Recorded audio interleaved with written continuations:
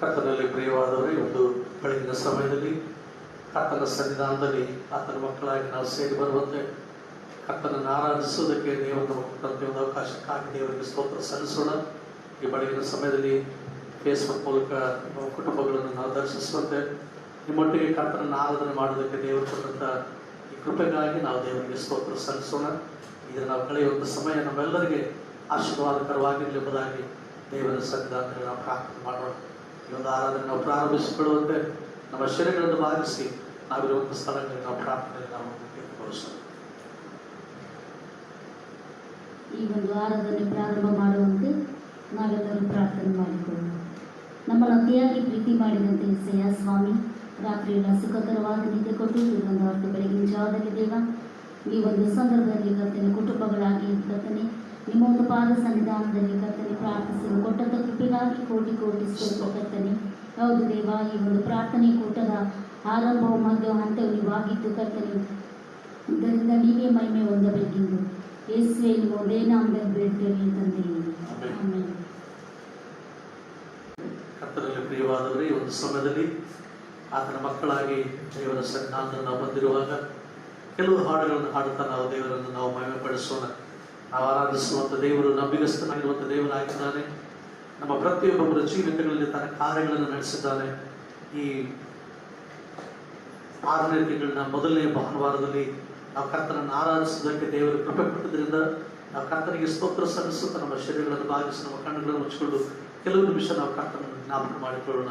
ಭಯಂಕರವಾದ ಈ ರೋಗದಿಂದ ತುಂಬಿರುವಂಥ ಈ ದಿನಗಳಲ್ಲಿ ನಮಗೆ ಸುರಕ್ಷತೆಯನ್ನು ಕೊಟ್ಟು, ನಮಗೆ ಕ್ಷೇಮವನ್ನು ಕೊಟ್ಟು, ನಮಗೆ ಆರೋಗ್ಯವನ್ನು ಕೊಟ್ಟು, ನಮ್ಮ ಪ್ರತಿ ಪರಿಸ್ಥಿತಿಗಳಲ್ಲಿ ತನ್ನ ಭದ್ರವಾದ ರಕ್ತದ ಕವಚವನ್ನು ನಮ್ಮ ಸುತ್ತರಿಸಿ ಯಾವುದೇ ರೋಗಗಳು ನಮ್ಮನ್ನು ತಾಕದಂತೆ ಕಾಪಾಡಿದಂಥ ದೇವರಿಗೆ ಸ್ತೋತ್ರ ಸಲ್ಲಿಸೋಣ. ನಮ್ಮನ್ನು ತನ್ನ ಭದ್ರವಾದ ಹಸ್ತದಲ್ಲಿ ನನ್ನ ಅಂಗೈಯಲ್ಲಿ ನಿಮ್ಮನ್ನು ಚಿತ್ರಿಸಿಕೊಂಡಿದ್ದೇನೆ, ಭಯಪಡಬೇಡಿ ನಾನಿದ್ದೇನೆ ಎಂಬುದಾಗಿ ನಮ್ಮನ್ನು ಧೈರ್ಯಪಡಿಸುವಂಥ ದೇವರಿಗೆ ಸ್ತೋತ್ರ ಸಲ್ಲಿಸೋಣ. ನಮ್ಮ ಪ್ರತಿಯೊಂದೊಂದು ಅವಶ್ಯಕತೆಯನ್ನು ನೀಗಿಸುವಂಥ ದೇವರಿಗೆ ಸ್ತೋತ್ರ ಸಲ್ಲಿಸೋಣ. ನಮ್ಮ ಕಣ್ಣೀರನ್ನು ಒರೆಸುವಂಥ ದೇವರಿಗೆ ನಾವು ಸ್ತೋತ್ರ ಸಲ್ಲಿಸೋಣ.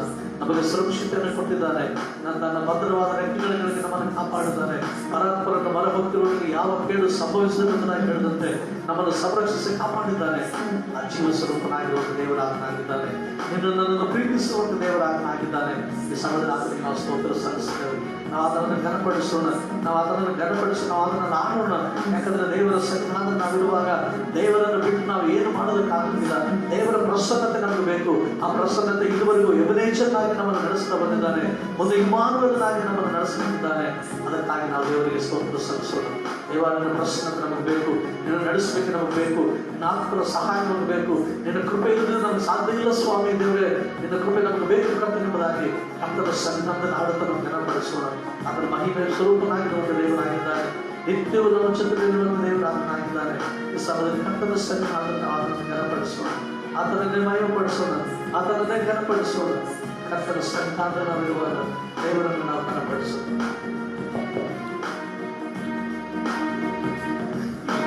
ಪ್ರಸನ್ನತೆ ಇಲ್ಲದೆ ನನ್ನಿಂದ ಏನು ಸಾಧ್ಯವಿಲ್ಲಪ್ಪ ಸ್ವಾಮಿ.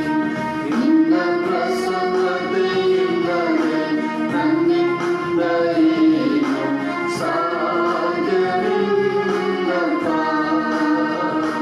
ನಿನ್ನ ಪ್ರಸನ್ನತೆ ಇಲ್ಲದೆ ನಾ ಬಾಳಲಾರೆನು.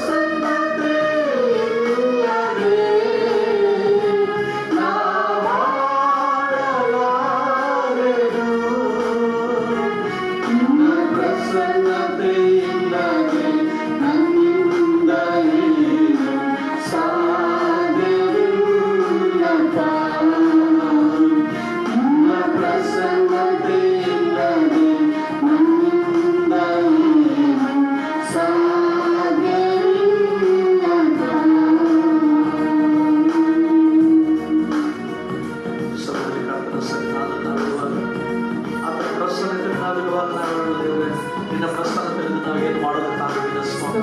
ಮೋಶೆ ಅದನ್ನು ಹೇಳಿದ ದೇವರೇ ನೀನು ನಮ್ಮ ಜೊತೆಗೆ ಬಗ್ಗದ ನಮ್ಮ ಮುಂದಕ್ಕೆ ನಡೆಸಬೇಡ ಸ್ವಾಮಿ ಅಂತಾನೆ.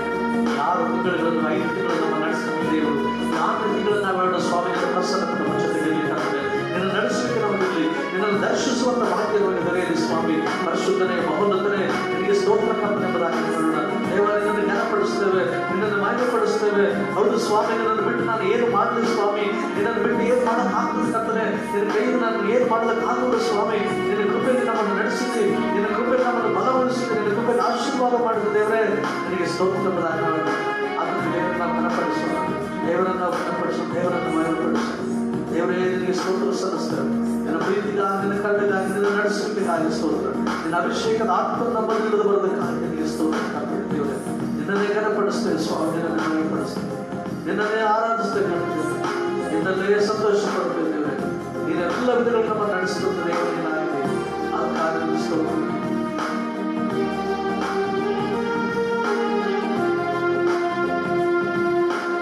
ನಿನ್ನನ್ನು ಬಿಟ್ಟು ಏನು ಮಾಡಲಿ, ನಿನ್ನನ್ನು ಬಿಟ್ಟು ಎಲ್ಲಿಗೆ ಹೋಗಲಿ, ನಿನ್ನನ್ನು ಬಿಟ್ಟು ಏನು ಮಾಡಲಿ, ನಿನ್ನನ್ನು ಬಿಟ್ಟು ಎಲ್ಲಿಗೆ ಹೋಗಲಿ. ನೀನೇ ನನ್ನ ದುರ್ಗವು ಆಶ್ರಯವಾಗಿದೆ, ನೀನೇ ನನ್ನ ರಕ್ಷಣೆಯು ರಾಣಿಯಾಗಿದೆ.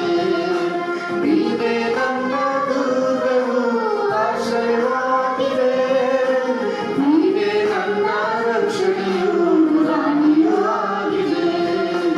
ನಿನ್ನನ್ನು ಬಿಟ್ಟು ಏನು ಮಾಡಲಿ, ನಿನ್ನ ಬಿಟ್ಟು ಎಲ್ಲಿಗೆ ಹೋಗಲಿ, ನಿನ್ನ ಬಿಟ್ಟು ಏನು ಮಾಡಲಿ, ನಿನ್ನ ಬಿಟ್ಟು ಎಲ್ಲಿಗೆ ಹೋಗಲಿ. ನನ್ನ ಜೀವಿತವು ನೀನೇ ಉಜ್ಜೀವಗೊಳಿಸಿ, ನನ್ನ ದಾರಿಯನ್ನು ನೀನು ಸ್ಥಿರಪಡಿಸಿ. ನನ್ನ ಜೀವಿತವು ನೀನೇ ಉಜ್ಜೀವಗೊಳಿಸಿ, ನನ್ನ ದಾರಿಯನ್ನು ನೀನು ಸ್ಥಿರಪಡಿಸಿ. ಜೀವವಾಕ್ಯವ ನನ್ನ ಬಾಯಲ್ಲಿ ಕೊಟ್ಟು ಹೊಸ ಕೃಪೆ ನೀಡಿ ನನ್ನ ನಡೆಸಿರುವೆ. ಜೀವವಾಕ್ಯವ ನನ್ನ ಬಾಯಲ್ಲಿ ಕೊಟ್ಟು ಹೊಸ ಕೃಪೆಯಲ್ಲಿ ನನ್ನ ನಡೆಸಿರುವೆ.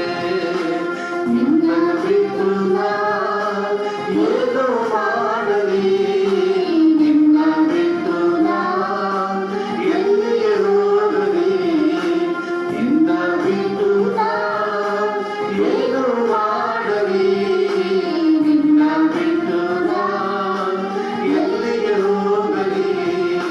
ಸಾಲಗಳಲ್ಲಿ ನಾನು ಎದುರುವಾಗ ತಂದೆಯಾಗಿ ಬಂದು ನನ್ನ ಬಿಡಿಸಿರುವೆ. ಸಾಲಗಳಲ್ಲಿ ನಾನು ಎದುರುವಾಗ ತಂದೆಯಾಗಿ ಬಂದು ನನ್ನ ಬಿಡಿಸಿರುವೆ. ರೋಗದ ಮಂಚದಲ್ಲಿ ಮಲಗಿದಾಗ ಮೈಯರಾಗಿ ಬಂದು ಹೊಸ ಶಕ್ತಿ ನೀಡಿದೆ. ರೋಗದ ಮಂಚದಲ್ಲಿ ಮಲಗಿದಾಗ ವೈದ್ಯರಾಗಿ ಬಂದು ಹೊಸ ಶಕ್ತಿ ನೀಡಿದೆ. ನಿನ್ನ ಬಿಟ್ಟು ಏನು ಮಾಡಲಿ, ನಿನ್ನ ಬಿಟ್ಟು ಎಲ್ಲಿಗೆ ಹೋಗಲಿ, ನಿನ್ನ ಬಿಟ್ಟು ಏನು ಮಾಡಲಿ, ನಿನ್ನ ಬಿಟ್ಟು ಎಲ್ಲಿಗೆ ಹೋಗಲಿ. ನೀನೇ ನನ್ನ ದುರ್ಗವು ಆಶ್ರಯವಾಗಿದೆ, ನೀನೇ ನನ್ನ ರಕ್ಷಣೆಯು ರಾಣಿಯಾಗಿದೆ. ನೀನೇ ನನ್ನ ದುರ್ಗವು ಆಶ್ರಯವಾಗಿದೆ, ನೀನೇ ನನ್ನ ರಕ್ಷಣೆಯು ರಾಣಿಯಾಗಿದೆ.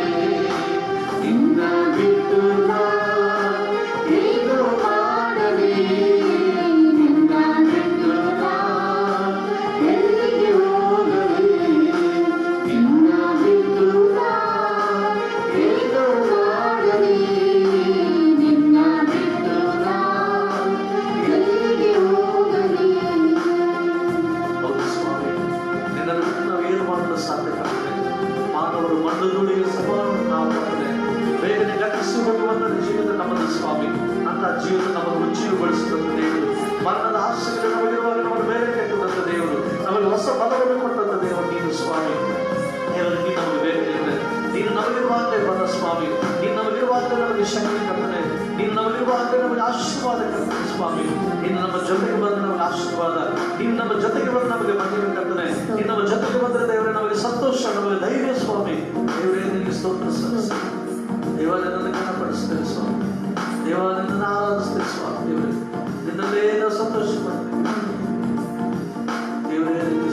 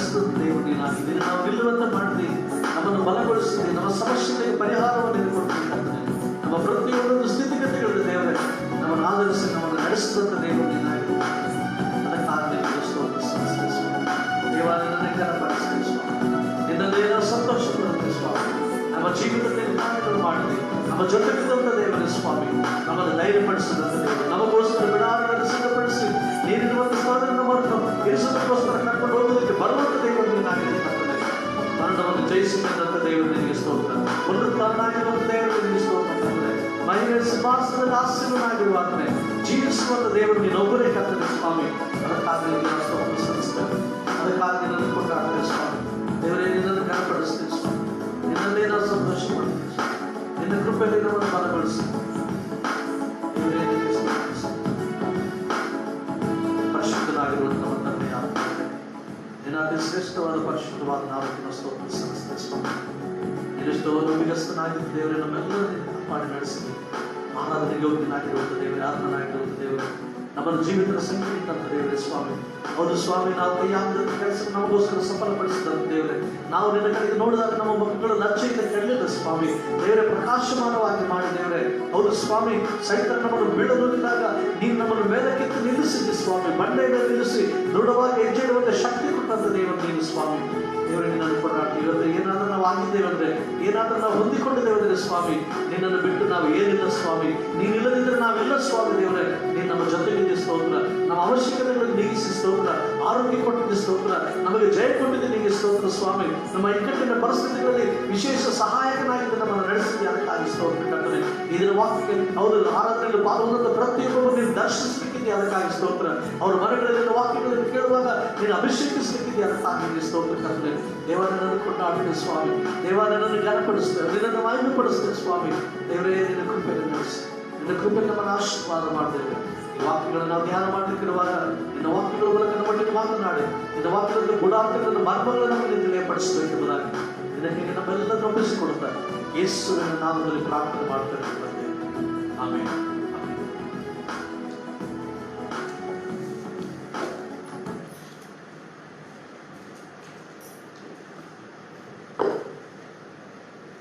ಕರ್ತನಲ್ಲಿ ಪ್ರಿಯವಾದವರೇ, ಈ ಒಂದು ಸಮಯದಲ್ಲಿ ಕರ್ತನ ಸನ್ನಿಧಾನದಲ್ಲಿ ಆತನ ಮಕ್ಕಳಾಗಿ ನಾವು ಸೇರಿ ಆತನನ್ನು ಆರಾಧಿಸುವಂತೆ, ಆತನನ್ನು ಘನಪಡಿಸುವಂತೆ ಇದುವರೆಗೂ ದೇವರು ಕೊಟ್ಟಂಥ ಕೃಪೆಗಾಗಿ ನಾವು ದೇವರಿಗೆ ಸ್ತೋತ್ರ ಸಲ್ಲಿಸೋಣ.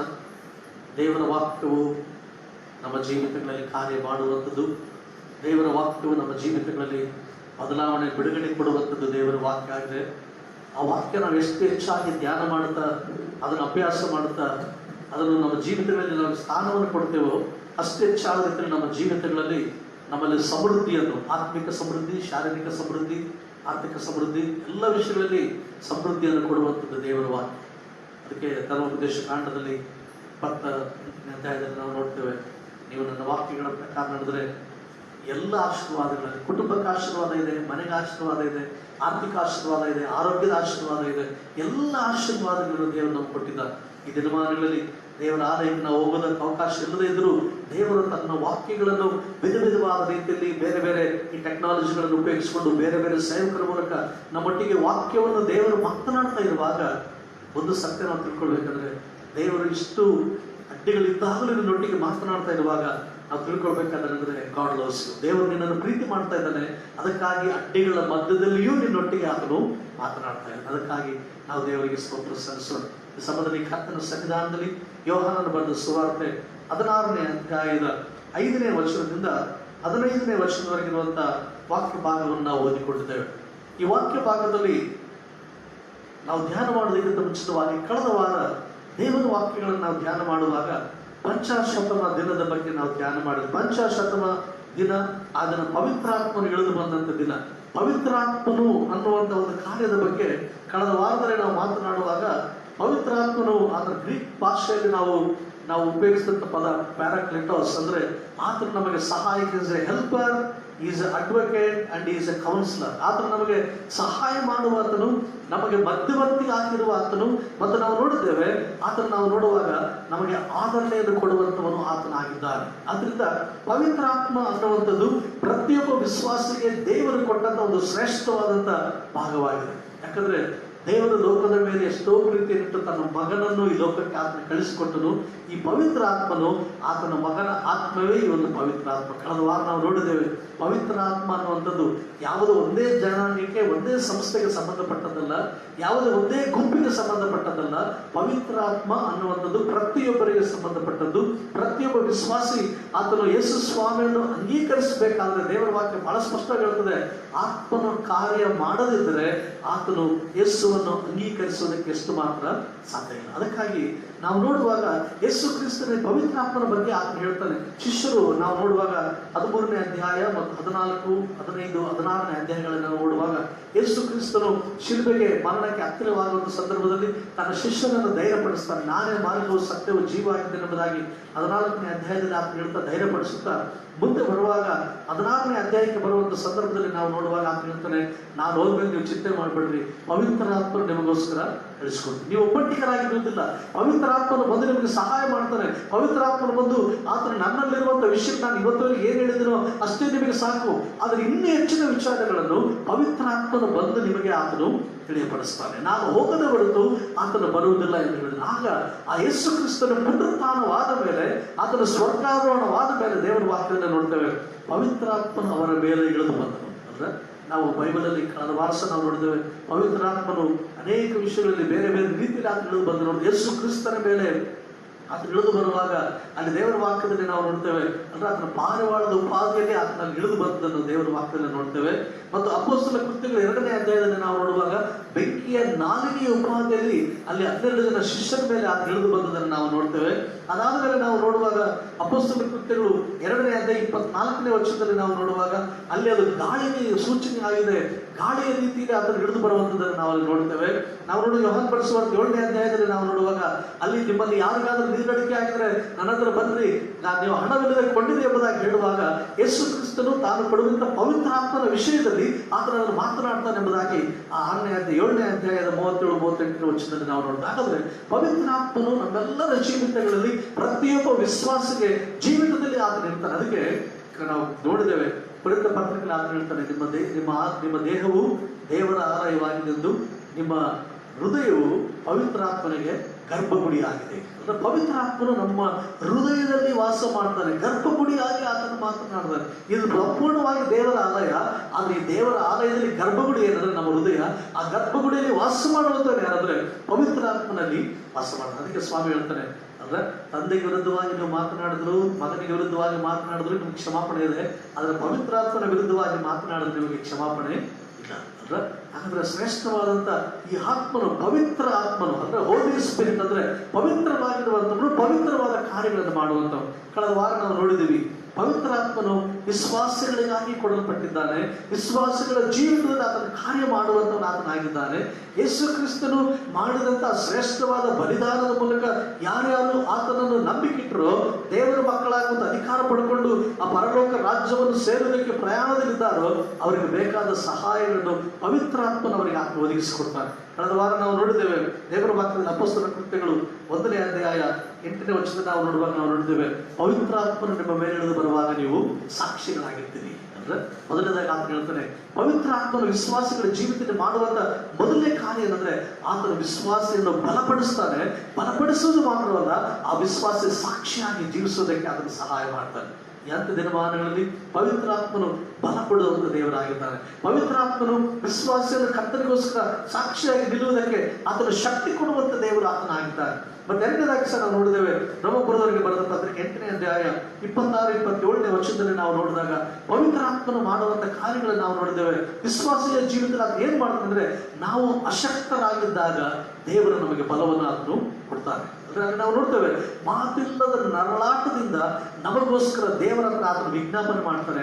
ಆ ಪವಿತ್ರಾತ್ಮನ ವಿಜ್ಞಾಪನೆ ದೇವರ ಚಿತ್ತಕ್ಕನುಸಾರವಾದಂಥ ವಿಜ್ಞಾಪನೆ ಆಗಿರುತ್ತದೆ. ಅಂದ್ರೆ ಪವಿತ್ರಾತ್ಮನ ವಿಶ್ವಾಸಿಯ ಜೀವಿತದಲ್ಲಿ ಮಾಡುವಂತ ಎರಡನೇ ಕಾರ್ಯ ಏನಂದ್ರೆ, ನಾವು ಅಶಕ್ತರಾಗಿರುವಾಗ, ನಾವೇನು ಪ್ರಾರ್ಥನೆ ಮಾಡಬೇಕು ತಿಳಿಯದ ಪರಿಸ್ಥಿತಿ ನಾವಿರುವಾಗ, ದೇವರ ಚಿತ್ತವೇನೋ ಅರ್ಥವಾದ ಸ್ಥಿತಿಯಲ್ಲಿ ನಾವಿರುವಾಗ, ಕರ್ತನ ಚಿತ್ತವನ್ನು ತಿಳಿದಂತ ಪವಿತ್ರಾತ್ಮನು ನಮ್ಮೊಳಗಿದ್ದು ಮಾತಿಲ್ಲದ ನರಳಾಟದಿಂದ ನಮಗೋಸ್ಕರ ದೇವರ ಹತ್ರ ಆತನು ಪ್ರಾರ್ಥನೆ ಮಾಡ್ತಾನೆ. ಮತ್ತು ಮೂರನೇದಾಗಿ ಸಹ ನಾವು ನೋಡಿದೀವಿ, 2ನೇ ಥೆಸಲೋನಿಕರಿಗೆ ಬರೆದಂತ 2ನೇ ಪತ್ರಿಕೆ 2ನೇ ಅಧ್ಯಾಯ 13ನೇ ವಚನ ನಾವು ನೋಡ್ತೇವೆ, ಹೋಲಿ ಸ್ಪಿರಿಟ್ ಸ್ಯಾಂಕ್ಟಿಫೈಸ್ ದ ಬಿಲೀವರ್ಸ್. ಅಂದ್ರೆ ಪರಿಶುದ್ಧಾತ್ಮನು ವಿಶ್ವಾಸಿಗಳನ್ನು ಶುದ್ಧೀಕರಣ ಮಾಡ್ತಾನೆ. ಪವಿತ್ರಾತ್ಮನು ಅದರ ಶುದ್ಧೀಕರಣ ಮಾಡ್ತಾನೆ. ಯಾಕಂದ್ರೆ ವಿಶ್ವಾಸಿ ಪರಲೋಕ ಸೇರ್ಬೇಕಾದ್ರೆ ಶುದ್ಧೀಕರಣ, ಪರಿಶುದ್ಧನಾಗಿರಬೇಕು. ಪರಿಶುದ್ಧತೆ ಇಲ್ಲದಿದ್ರೆ ಯಾರು ದೇವರನ್ನು ನೋಡುವುದಕ್ಕೆ ಸಾಧ್ಯ ಇಲ್ಲ ಎಂಬುದಾಗಿ ಬೈಬಲ್ ಹೇಳ್ತದೆ. ಆದ್ರಿಂದ ಪರಿಶುದ್ಧಾತ್ಮನ ಏನ್ ಮಾಡ್ತಾರೆ ಅಂತಂದ್ರೆ ನಮ್ಮನ್ನು ಕರ್ತನ ರಕ್ತದ ಮೂಲಕ ತೊಳೆಯಲ್ಪಟ್ಟಂತ ನಮ್ಮನ್ನು ಶುದ್ಧೀಕರಣದಲ್ಲಿ ದಿನದಿಂದ ದಿನಕ್ಕೆ ನಾವು ನಡೆಸ್ತಾನೆ. ವಾಕ್ಯದ ಮೂಲಕ, ಹಾಡುಗಳ ಮೂಲಕ, ಪ್ರಾರ್ಥನೆ ಮೂಲಕ, ದೇವರ ಸೇವಕರ ಮೂಲಕ, ನಮ್ಮೊಟ್ಟಿಗೆ ಮಾತನಾಡೋದ್ರ ಮೂಲಕ ಪರಿಶುದ್ಧತೆ ಕಡೆಗೆ ಸ್ಯಾಂಕ್ಟಿಫಿಕೇಶನ್ ಅಲ್ಲಿ ನಾವು ನಡೆಸ್ತಾನೆ.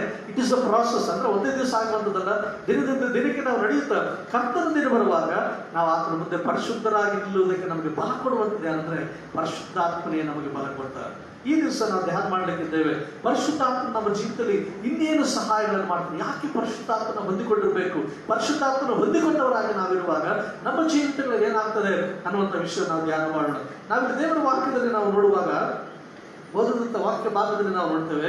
ಯೋಹಾನನು ಬರೆದ ಸುವಾರ್ತೆ 16ನೇ ಅಧ್ಯಾಯದಲ್ಲಿ ನಾವು ನೋಡುವಾಗ ಅಲ್ಲಿ ನಾವು ನೋಡ್ತೇವೆ 13ನೇ ವಚನದಲ್ಲಿ ನಾವು ನೋಡುವಾಗ ಯೇಸು ಕ್ರಿಸ್ತನು ಹೇಳುವಂತಹ ಒಂದು ಮಾತನ್ನು ನಾವು ನೋಡ್ತೇವೆ. ಅಲ್ಲಿ ಆತ ಸತ್ಯದ ಆತ್ಮನು ಬಂದಾಗ ಆತನು ನಿಮ್ಮನ್ನು ನಡೆಸಿಕೊಂಡು ಹೋಗಿ ಸಕಲ ವಿಷಯದಲ್ಲಿ ಸತ್ಯಕ್ಕೆ ಸೇರಿಸುವನು. ಆತನು ತನ್ನಷ್ಟಕ್ಕೆ ತಾನೇ ಮಾತನಾಡದೆ ಕೇಳಿದ ಮಾತುಗಳನ್ನೇ ಆಡುವನು ಮತ್ತು ಮುಂದಾಗುವ ಸಂಗತಿಗಳನ್ನು ನಿಮಗೆ ತಿಳಿಸುವನು. ಇಲ್ಲಿ ನಾವು ನೋಡುವಾಗ ಪವಿತ್ರಾತ್ಮನು ಬಂದಾಗ ಆತನು 2 ಕಾರ್ಯಗಳನ್ನು ಇಲ್ಲಿ ಮಾಡ್ತಾನಂತೆ. ಏನ್ ಮಾಡ್ತಾನೆ ಅಂತ ಹೇಳುವಾಗ ಆತನು ಸಂಪೂರ್ಣವಾದ ಸತ್ಯಕ್ಕೆ ನಿಮ್ಮನ್ನು ಆತನು ನಡೆಸ್ತಾನೆ. ಮತ್ತೆ ಎರಡನೇದಾಗಿ ನಾವು ನೋಡ್ತೇವೆ ಮುಂದಾಗುವಂತ ಸಂಗತಿಗಳನ್ನು ನಿಮಗೆ ಆತನು ತಿಳಿಸ್ತಾನೆ. ನಾವು ನೋಡುವಾಗ ಪವಿತ್ರಾತ್ಮನು ಸತ್ಯಕ್ಕೆ ನಮ್ಮನ್ನು ನಡೆಸ್ತಾನೆ. ಸತ್ಯವಾಗಿರುವಂತಹ ಮಾರ್ಗದಲ್ಲಿ ನಮ್ಮನ್ನು ನಡೆಸ್ತಾನೆ. ಈ ಲೋಕದಲ್ಲಿ ಅನೇಕ ಮಾರ್ಗಗಳಿವೆ. ಸತ್ಯವು ಎಂದು ಹೇಳಿಕೊಳ್ಳುವಂತ ಅನೇಕ ಜನರಿದ್ದಾರೆ. ಆದ್ರೆ ನಿಜವಾದ ಸತ್ಯಕ್ಕೆ ನಾವು ನಡೀಬೇಕು. ಅದಕ್ಕೆ ಅಲ್ಲಿ ಬರೆಯಲ್ಪಟ್ಟದ ಆ ಮಾತನ್ನು ನಾವು ನೋಡುವಾಗ ಅಲ್ಲಿ ಬರೆಯಲ್ಪಟ್ಟಿದೆ ಸಕಲ ವಿಷಯದಲ್ಲಿ ಸತ್ಯಕ್ಕೆ ನಿಮ್ಮನ್ನು ನಡೆಸ್ತಾನೆ. ಎಲ್ಲ ವಿಷಯಗಳಲ್ಲಿ ನಮ್ಮನ್ನು ಸತ್ಯಕ್ಕೆ ನಡೆಸ್ತಾರೆ. ಎಲ್ಲ ವಿಚಾರಗಳಲ್ಲಿ ನಮ್ಮನ್ನು ಸತ್ಯಕ್ಕೆ ನಡೆಸ್ತಾರೆ. ಎಲ್ಲ ವಿಚಾರಗಳಲ್ಲಿ ನಮ್ಮನ್ನು ಆಶೀರ್ವಾದ ಮಾಡಿ ಆ ಸತ್ಯದ ಮಾರ್ಗದಲ್ಲಿ ಆ ಸತ್ಯಕ್ಕೆ ನಮ್ಮನ್ನು ನಡೆಸ್ತಾರೆ. ಹಂಗಂದ್ರೆ ನಾವು ಅರ್ಥ ಮಾಡಿಕೊಳ್ಳುವಾಗ ಸತ್ಯಕ್ಕೆ ನಡೆಸ್ತಾನೆ ಎಂದು ಹೇಳುವಾಗ ಅದರ ಅರ್ಥ ಏನೆಂಬುದಾಗಿ ನಾವು ನೋಡುವಾಗ ಸತ್ಯಕ್ಕೆ ನಮ್ಮನ್ನು ನಡೆಸ್ತಾನೆ ಅಂತ ಹೇಳುವಾಗ ಯೇಸು ಕ್ರಿಸ್ತನ ಬಳಿಗೆ ಪರಿಪೂರ್ಣವಾಗಿ ನಮ್ಮನ್ನು ಆತನು ನಡೆಸ್ತಾನೆ. ಯೋಹಾನ ಬರೆದ ಸುವಾರ್ತೆ 14ನೇ ಅಧ್ಯಾಯ 6ನೇ ವರ್ಷದಲ್ಲಿ ಆತನು ಹೇಳ್ತಾನೆ, ನಾನೇ ಮಾರ್ಗವು ಸತ್ಯವು ಜೀವವಾಗಿದ್ದೇನೆ. ನಮ್ಮನ್ನು ಸತ್ಯದ ಬಳಿಗೆ ನಡೆಸ್ತಾನೆ. ಯೇಸು ಕ್ರಿಸ್ತನು ನಮಗೋಸ್ಕರ ಪ್ರಾಣವನ್ನು ಕೊಟ್ಟಿದ್ದಾನೆ. ಪರಲೋಕಕ್ಕೆ ಆತನು ಆರೋಹಣವಾಗಿ ಹೋಗಿದ್ದಾನೆ. ಈಗ ಆ ಸತ್ಯವಾಗಿರುವಂತ ಯೇಸು ಕ್ರಿಸ್ತನ ಬಳಿಗೆ ಆತನ ವಿಷಯದಲ್ಲಿ ಎಲ್ಲ ವಿಷಯ ನಮಗೆ ತಿಳಿಸಿ ಆ ಸತ್ಯವಾಗಿರುವಂತ ಯೇಸು ಕ್ರಿಸ್ತನ ಬಳಿಗೆ ನಮ್ಮನ್ನು ನಡೆಸ್ತಾನೆ. ಆ ಸತ್ಯವಾಗಿರುವಂತ ಯೇಸು ಕ್ರಿಸ್ತನನ್ನು ಅನುಸರಿಸುವಂತವರನ್ನಾಗಿ ನಮ್ಮನ್ನು ಮಾಡ್ತಾನೆ. ಯೇಸು ಕ್ರಿಸ್ತನ ಹೆಜ್ಜೆಯ ಜಾಡಿಯಲ್ಲಿ ನಾವು ನಡೆಯುವಂತವರನ್ನು ಮಾಡ್ತಾನೆ. He will lead you in the truth ಅಂದ್ರೆ ಆ ಸತ್ಯದ ಮಾರ್ಗದಲ್ಲಿ ಆ ಸತ್ಯದ ಕಡೆಗೆ ನಮ್ಮನ್ನು ಆತನು ನಡೆಸ್ಕೊಂಡು ಹೋಗ್ತಾನೆ. ಇದನ್ನ ನಾವು ನೋಡುವಾಗ ಅನೇಕರು ಸತ್ಯವನ್ನು ಹುಡುಕ್ತಾ ಹೋಗ್ತಾ ಇದ್ದಾರೆ. ಆದ್ರೆ ನಿಜವಾದ ಸತ್ಯ ಕ್ರೈಸ್ತರಾಗಿರುವಂತ ನಮಗೆ ಆತನ ತಿಳಿಸಿ ಆತನ ಹೇಳ್ತಾನೆ ಅಂದ್ರೆ ಪರಿಶುದ್ಧಾತ್ಮ ನಿನ್ನೊಳಗಿದ್ರೆ ಸತ್ಯವಾಗಿರುವಂತ ಯೇಸು ಕ್ರಿಸ್ತನ ಬಳಿಗೆ ನಿಮ್ಮನ್ನು ಆತನ ನಡೆಸ್ತಾನೆ. ಯಾಕಂದ್ರೆ ದೇವರ ವಾಕ್ಯದಲ್ಲಿ ನಾವು ನೋಡುವಾಗ ಯೋಹಾನ ಬರೆದ ಸುವಾರ್ತೆ 8ನೇ ಅಧ್ಯಾಯ 32ನೇ ವಚನದಲ್ಲಿ ನಾವು ನೋಡುವಾಗ ಅಲ್ಲಿ ಬರೆಯಲ್ಪಟ್ಟಂತ ಮಾತು ನಾವು ನೋಡ್ತೇವೆ, ಸತ್ಯವು ನಿಮ್ಮನ್ನು ಬಿಡುಗಡೆಗೊಳಿಸ್ತದೆ. ಅಂದ್ರೆ ಸತ್ಯವು ನಿಮ್ಮನ್ನು ಬಿಡುಗಡೆ ಮಾಡದಿದ್ರೆ ನಿಮಗೆ ಬಿಡುಗಡೆ ಇಲ್ಲ ಎಂಬುದಾಗಿ ಹೇಳ್ತಾರೆ. ಕೆಳಗಡೆ ಬಂದ್ಕೊಂಡು ನೋಡುವಾಗ 8ನೇ ಅಧ್ಯಾಯದಲ್ಲಿ ನಾವು ನೋಡುವಾಗ 32ನೇ ವಚನದಲ್ಲಿ ಹೇಳ್ತಾನೆ, ಸತ್ಯವು ನಿಮ್ಮನ್ನು ಬಿಡುಗಡೆಗೊಳಿಸ್ತದೆ. ಅಂದ್ರೆ ನಮ್ಮನ್ನು ಎಲ್ಲ ವಿಷಯಗಳಲ್ಲಿ ಬೇಕಾದಂತ ಬಿಡುಗಡೆ ಈ ಸತ್ಯವಾಗಿರುವಂತ ಯೇಸು ಕ್ರಿಸ್ತನ ಮೂಲಕ ಪರಿಶುದ್ಧಾತ್ಮನು ನಮಗೆ ಆತನು ಒದಗಿಸಿಕೊಡ್ತಾನೆ. ಹಾಗಾದ್ರೆ ಪ್ರೇರೆ ಪವಿತ್ರಾತ್ಮನು ನಮ್ಮೊಳಗಿರುವಾಗ ಆತನ ನಮ್ಮೊಳಗೆ ನಾವು ಅಂಗೀಕರಿಸುವಾಗ ಪವಿತ್ರಾತ್ಮನಿಗೆ ನಮ್ಮ ಜೀವಿತದ ಸ್ಥಾನವನ್ನು ಕೊಡುವಾಗ ಯಾವ ಸತ್ಯವಾಗಿರುವಂತ ದೇವರಾಗಿರುವಂತ ಯೇಸು ಕ್ರಿಸ್ತನ ನಾವು ನಂಬಿಕೊಂಡಿದ್ದೇವೋ ಆತನ ಬಳಿಗೆ ನಮ್ಮನ್ನು ನಡೆಸ್ತಾನೆ. ಆತನನ್ನೇ ಕಂಡುಕೊಳ್ಳುವಂತೆ ಮಾಡ್ತಾನೆ. ಯಾಕಂದ್ರೆ 2 ವಿಷಯಗಳು ಯೇಸು ಕ್ರಿಸ್ತನು ಈ ವಾಕ್ಯ ಭಾಗದಲ್ಲಿ ಹೇಳುವಂಥದ್ದನ್ನು ನೋಡ್ತೇವೆ. ಯೋಹಾನ ಬರೆದ ಸುವಾರ್ತೆ 8ನೇ ಅಧ್ಯಾಯಕ್ಕೆ ನಮ್ಮ ಬೈಬಲ್ಗಳನ್ನು ತಿಳಿಸುವುದಾದ್ರೆ ಅಲ್ಲಿ ಯೇಸು ಕ್ರಿಸ್ತನು ಸತ್ಯವು ಯಾರು ಮತ್ತು ಸುಳ್ಳುಗಾರನು ಯಾರು ಅನ್ನುವಂಥ ವಿಷಯಗಳನ್ನು ಮಾತನಾಡ್ತಾ ಅಲ್ಲಿ ಆ ವಾಕ್ಯ ಭಾಗದಲ್ಲಿ ನಾವು ನೋಡುವಾಗ ಮುಂದಿನ ವಚನಗಳು 44ನೇ ವಚನದಲ್ಲಿ ನಾವು ನೋಡುವಾಗ, ನೀವು ಆ ತಂದೆಯಿಂದ ಹುಟ್ಟಿದವರಾಗಿದ್ದು ನಿಮ್ಮ ತಂದೆಯು ಅಲ್ಲಿ ಬರೆಯಲ್ಪಟ್ಟಿದೆ ದುರಾಚಾರಿಗಳಿಗೂ ನಡೆಸಬೇಕೆಂದಿದ್ದೀರಿ. ನಿಮ್ಮ ತಂದೆಯ ದುರಿಚ್ಛೆಗಳನ್ನು ನಡೆಸಬೇಕೆಂದಿದ್ದೀರಿ. ಆತನು ಆದಿಯಿಂದಲೂ ಕೊಲೆಗಾರನಾಗಿದ್ದು ಸತ್ಯದಲ್ಲಿ ನಿಲ್ಲಲಿಲ್ಲ. ಅವನಲ್ಲಿ ಸತ್ಯವು ಇಲ್ಲವೇ ಇಲ್ಲ.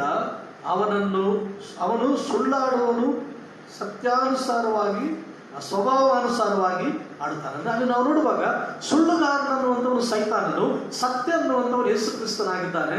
ಆದ್ರಿಂದ ಪವಿತ್ರಾತ್ಮನು ಬಂದಾಗ ಆತ ನಮ್ಮನ್ನು ಎಲ್ಲಿ ನಡೆಸ್ತಾನಂದ್ರೆ, ಸೈತಾನನು ಮೊದಲಿಂದ ಸುಳ್ಳುಗಾರನಾಗಿದ್ದಾನೆ, ಮೊದಲಿಂದ ತಪ್ಪಾದ ಕಾರ್ಯಗಳನ್ನು ನಡೆಸುವಂತನಾಗಿದ್ದಾನೆ.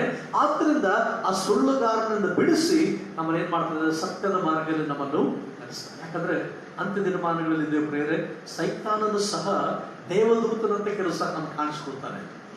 ದೇವದೂತನಂತೆ ಕಾಣಿಸಿಕೊಂಡು ಮಹತ್ ಕಾರ್ಯಗಳನ್ನು ಮಾಡ್ತಾನೆ, ಅದ್ಭುತಗಳನ್ನು ಮಾಡ್ತಾನೆ. ಆತ ನಮ್ಮನ್ನು ಮೋಸಗೊಳಿಸುವುದಕ್ಕೆ ಆತನ ಮಾಡ್ತಾನೆ.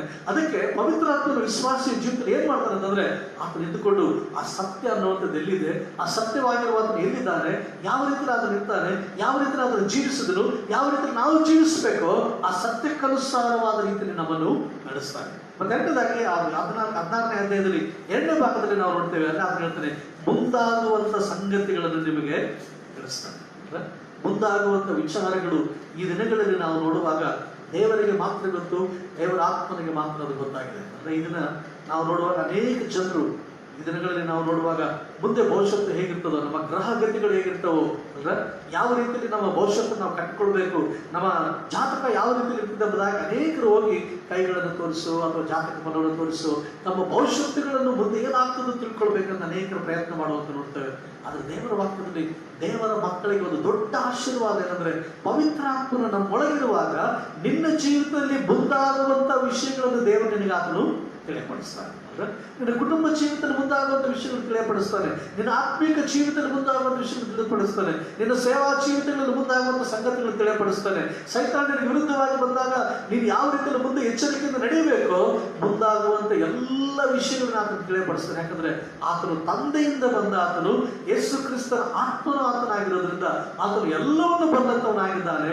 ನಿನ್ನ ನನ್ನ ಜೀವಿತಗಳನ್ನು ಚೆನ್ನಾಗಿ ಬಂದಂತವನಾಗಿರೋದ್ರಿಂದ ನಮ್ಮ ಜೀವಿತದಲ್ಲಿ ಮುಂದೇನಾಗ್ತದೋ ಎಲ್ಲವನ್ನು ಆತನು ತಿಳಿದವನಾಗಿದ್ದಾನೆ. ಆದ್ರಿಂದ ಯಾವಾಗ ಪವಿತ್ರಾತ್ಮನಿಗೆ ನಮ್ಮೊಳಗೆ ಸ್ಥಳ ಕೊಡ್ತೀವೋ ನಮಗೆ ಮುಂದಾಗುವಂತ ಸಂಗತಿಗಳನ್ನು ಆತನು ತಿಳಿಸ್ತಾನೆ. ಅದು ಯೇಸು ಕ್ರಿಸ್ತನ 2ನೇ ಬರವಣಿಗೆ ಆಗಿರ್ಬೋದು, ಯೇಸು ಕ್ರಿಸ್ತನು ಎಂಥ ದಿನಮಾನಗಳಲ್ಲಿ ನಾವು ನಡೆಯಬೇಕಾದಂಥ ಕಾರ್ಯಗಳ ವಿಷಯದಲ್ಲಿ ಆಗಿರ್ಬೋದು, ಮತ್ತು ನಮ್ಮ ಜೀವಿತಗಳಲ್ಲಿ ಮುಂದೆ ನಡೆಯುವಂಥ ಕಾರ್ಯಗಳ ವಿಷಯದಲ್ಲಿ ಆಗಿರ್ಬೋದು, ಅನೇಕ ಸಾರಿ ಪವಿತ್ರಾತ್ಮನು ನಮ್ಮೊಳಗಿದ್ದು ನಮ್ಮನ್ನು ಎಚ್ಚರಿಸ್ತಾನೆ. ಮಗನೇ, ಮುಂದೆ ಇಂಥ ಅಪಾಯ ಇದೆ, ಮಗಳೇ ಇಂಥ ಅಪಾಯ ಇದೆ, ಈ ಕಾರ್ಯವನ್ನು ನೀನು ಮಾಡಬೇಡ, ಈ ಕಾರ್ಯದಲ್ಲಿ ನೀನು ಹೋದ್ರೆ ಒಳ್ಳೆಯದಲ್ಲ, ಈ ಕಾರ್ಯದಲ್ಲಿ ನಡೆಯುವಾಗ ನಿನಗೆ ಜಯ ಎಂಬುದಾಗಿ ಅನೇಕ ವಿಷಯಗಳನ್ನು ನಮಗೆ ಮುಂದಾಗುವಂಥ ವಿಷಯಗಳನ್ನು ಪವಿತ್ರಾತ್ಮ ನಮಗೆ ಆತನು ತಿಳಿಯಪಡಿಸ್ತಾನೆ. ಯಾಕಂದ್ರೆ ಶ್ರೇಷ್ಠವಾಗಿರುವಂಥ ಆತ್ಮನು ಪವಿತ್ರಾತ್ಮನು ನಮ್ಮ ಹೃದಯ ಎಂಬ ಗರ್ಭಗುಡಿಯಲ್ಲಿ ಆತನು ವಾಸ ಮಾಡುವನು ಮಾತ್ರವಾಗಿರದೆ ಆತನ ಏನ್ ಮಾಡ್ತಂದ್ರೆ ಸತ್ಯದ ಕಡೆಗೆ ನಮ್ಮನ್ನು ನಡೆಸ್ತಾನೆ. ಮತ್ತಷ್ಟು ಮಾತ್ರವಲ್ಲದೆ ಅಲ್ಲಿ ದೇವರ ವಾಕ್ಯ 2ನೇ ಭಾಗದಲ್ಲಿ ನಾವು ನೋಡಿದ್ದೇವೆ, ಆತನು ಮಾಡುವಂಥ ಕೆಲಸ ಏನಂತಂದ್ರೆ ಅಂದ್ರೆ ನಮಗೆ ಮುಂದಾಗುವಂತ ಸಂಗತಿಗಳನ್ನು, ಅಂದ್ರೆ ವರ್ಕ್ಸ್ ಆಫ್ ದ ಫ್ಯೂಚರ್, ಮುಂದೆ ನಡೆಯುವಂತ ಕಾರ್ಯಗಳನ್ನು, ಮುಂದೆ ನಡೆಯುವಂತ ಒಂದು ಕ್ರಿಯೆಗಳು ನಮ್ಮ ಜೀವನದಲ್ಲಿ ಏನೋ ನಡೀತೇವೋ, ಯಾವ ವಿಷಯದ ಎಚ್ಚರಿಕೆಯಿಂದ ಇರಬೇಕೋ ಅವೆಲ್ಲವುಗಳನ್ನು ಆತನು ತಿಳಿಯಪಡಿಸ್ತಾನೆ. ಅಂದ್ರೆ ಪೌಲನು ನಾವು ನೋಡುವಾಗ, ಪತ್ರಿಕೆಗಳನ್ನು ಬರೆಯುವಾಗ ನಾವು ದೇವರ ವಾಕ್ಯದಲ್ಲಿ ನಾವು ನೋಡ್ತೇವೆ, ಮತ್ತು ಸುವಾರ್ಥ ಸೇವೆಯನ್ನು ಮಾಡುವಾಗಲ್ಲ ಪೌಲನ ಜೀವಿತದಲ್ಲಿ ನಾವು ನೋಡುವಾಗ ಅಂದ್ರೆ ಪವಿತ್ರಾತ್ಮನ ಅನೇಕ ಸಾರಿ ಮುಂದಾಗುವಂತ ವಿಷಯಗಳನ್ನ ಆತನ ತಿಳಿಯಪಡಿಸ್ತಾ ಇದ್ದಾನೆ. ಅಂದ್ರೆ ಮುಂದೆ ನಿನ್ನ ಹಡಗು ಹೊಡೆದೋಗ್ತದೆ ಎಂಬುದಾಗಿ ಪೌಲನ ತಿಳಿಸಿದ. ಹಡಗು ಹೊಡೆದೋದ್ರು ಆತನ ಪೌಲನ ಧೈರ್ಯವಾಗಿದ್ದ. ಯಾಕಂದ್ರೆ ಅಲ್ಲಿನ ಒಂದು ಜನರಿಗೆ ಹೇಳ್ತಾರೆ, ನನಗೆ ಗೊತ್ತಿದೆ ದೇವರು ರಾತ್ರಿ ನಾನು ನೋಡಿದ್ರೆ ನಾನು ತಿಳಿಪಡಿಸಿದೆ ಅಂದ್ರೆ ನಾನು ಮುಂದೆ ಹೋಗಿ ರಾಜನ ಮುಂದೆ ನಾನು ನಿಂತ್ಕೊಳ್ಬೇಕು, ರಾಜನ ಮುಂದೆ ನಿಂತ್ಕೊಳ್ತೇನೆ ಎಂಬುದಾಗಿ ದೇವರು ನನಗೆ ಹೇಳಿದ್ದಾನೆ. ಅಂದ್ರೆ ಮುಂದೆ ನಡೆಯುವಂತ ಪ್ರತಿಯೊಂದನ್ನು ಆತನು ತಿಳಿಸ್ತಾನೆ. ಅದನ್ನ ಪತ್ರಿಕೆಗಳನ್ನು ಬರೆಯುತ್ತಾ ಆತನು ಹೇಳ್ತಾರೆ, ಮುಂದೆ ನನ್ನ ತಲೆ ತೆಗೆದುಹಾಕಲಿಕ್ಕಿದ್ದಾರೆ ಎಂಬುದಾಗಿ ಹೇಳ್ತಾನೆ. ಯಾರು ಹೇಳಿದ್ರೆ ಆತನಿಗಂದ್ರೆ ಪವಿತ್ರಾತ್ಮನ ಪ್ರೇರಣೆಯಿಂದ ಆತನ ಎಲ್ಲವನ್ನು ಆತನು ಬಲ್ಲವನಾಗಿದೆ. ಹಾಗಾದ್ರೆ ಪರಿಶುದ್ಧಾತ್ಮನು ಅನ್ನುವಂಥ ಒಂದು ಶ್ರೇಷ್ಠವಾಗಿರುವಂತಹ ಆತ್ಮನು ಆತನು ನಮ್ಮ ಮನಸ್ಸಾಕ್ಷಿಯ ಮೂಲಕ ನಮ್ಮೊಟ್ಟಿಗೆ ಮಾತನಾಡ್ತಾನೆ. ಮುಂದಾಗುವಂತ ವಿಷಯಗಳನ್ನು ನಮಗೆ ಆತನು ತಿಳಿಯಪಡಿಸ್ತಾನೆ, ಮುಂದೆ ನಡೆಯುವಂತ ಕಾರ್ಯಗಳನ್ನು ನಮಗೆ ಆತನು ತಿಳಿಯಪಡಿಸ್ತಾನೆ. ಆದ್ರಿಂದ ನಮ್ಮ ಜೀವಿತಗಳಲ್ಲಿ ಪವಿತ್ರಾತ್ಮನಿಗೆ ನಾವು ಅವಕಾಶ ಕೊಡೋಣ. ನಾವು ನೋಡಿದ್ದೇವೆ, ವಾಕ್ಯ 16ನೇ ನಾವು ನೋಡಿದ್ದೇವೆ, ಒಂದು ಸತ್ಯದ ಕಡೆಗೆ ನಿಮ್ಮನ್ನು ಆತನು ನಡೆಸ್ತಾನೆ ಸಕಲ ವಿಷಯಗಳಲ್ಲಿ. ಮತ್ತೆರಡನೇದಾಗಿ ನಿನಗೆ ಬಿಡುಗಡೆಯನ್ನು ದೇವರ ನಿನಗೆ ಆತನು ಒದಗಿಸಿಕೊಡುವ ಆತನಾಗಿದ್ದಾನೆ. ನಿನಗೆ ಬಿಡುಗಡೆಯನ್ನು ದೇವರ ಆತನು ದಯಪಾಲಿಸುವಂತನಾಗಿದ್ದಾನೆ. ಮತ್ತು ಇನ್ನೊಂದು ವಿಷಯವನ್ನು ನಾವು ನೋಡುವಾಗ, ಮೂರನೇದಾಗಿ ನಾವು ನೋಡುವಾಗ ಆತನು ಏನ್ ಮಾಡ್ತಾನೆ ಎಂಬುದಾಗಿ ನಾವು ನೋಡುವ ಗಲಾತ್ಯದವರಿಗೆ ಬರೆದ ಪತ್ರಿಕೆ 5ನೇ ಅಧ್ಯಾಯದಲ್ಲಿ ನಾವು ನೋಡುವಾಗ, ಗಲಾತ್ಯದವರಿಗೆ ಬರೆದ ಪತ್ರಿಕೆ 5ನೇ ಅಧ್ಯಾಯ 16ನೇ ವಚನದಿಂದ ಓದೋದು ಬೇಡ, 27ನೇ ವಚನದ ವಾಕ್ಯ ಬಗ್ಗೆ ನಾವು ನೋಡುವಾಗ ಅಲ್ಲಿ ದೇವರ ಆತ್ಮನಿಂದ ಉಂಟಾಗುವಂತಹ ಫಲಗಳ ಬಗ್ಗೆ, ಫಲದ ಬಗ್ಗೆ ಅಲ್ಲಿ ಮಾತನಾಡುವಂಥದ್ದನ್ನು ನಾವು ನೋಡುತ್ತೇವೆ. ಗಲಾತ್ಯದವರಿಗೆ ಬರೆದ ಪತ್ರಿಕೆಯಲ್ಲಿ 5ನೇ ಅಧ್ಯಾಯದ 22ನೇ ವಚನದಲ್ಲಿ ಒಂದು ಮಾತಿದೆ, ಒಂದು ವೇಳೆ ನಾವು ಅದನ್ನು ಓದೋಣ. ಗಲಾತ್ಯದವರಿಗೆ ಬರೆದ ಪತ್ರಿಕೆ 5ನೇ ಅಧ್ಯಾಯ 20ನೇ ವಚನ, ಆದರೆ ದೇವರಾತ್ಮನಿಂದ ಉಂಟಾಗುವ ಫಲ ಏನಂದ್ರೆ ಓದ್ರಿ, ಪ್ರೀತಿ, ಸಂತೋಷ, ಸಮಾಧಾನ, ದೀರ್ಘಶಾಂತಿ, ದಯೆ, ಉಪಕಾರ, ನಂಬಿಕೆ, ಸಾಧುತ್ವ, ಕ್ಷಮೆ, ದಮೆ ಇಂಥವುಗಳು.